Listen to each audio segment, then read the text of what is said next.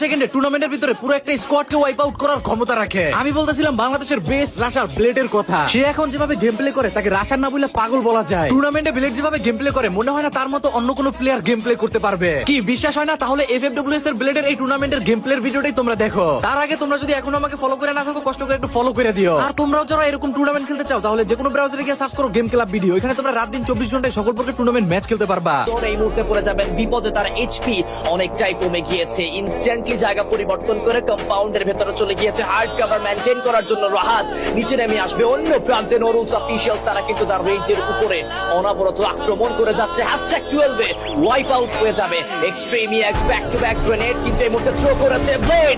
Madox কে knock করবে, আরো একটা গ্রেনেড থ্রো করা হবে, বাট সেই গ্রেনেডে তেমন কোনো ফলাফল আসেনি। ব্লেড ভেতরে ক্লোজিং কি আদৌ করবেন কিনা? দা গার্ডিয়ান্স এর প্রত্যেকটা প্লেয়ার এই মুহূর্তে নিজেদের পজিশন ধরে বসে রয়েছে। #11 এ বেজদেরকে ওয়াইপ আউট হতে আমরা দেখতে পেয়েছি।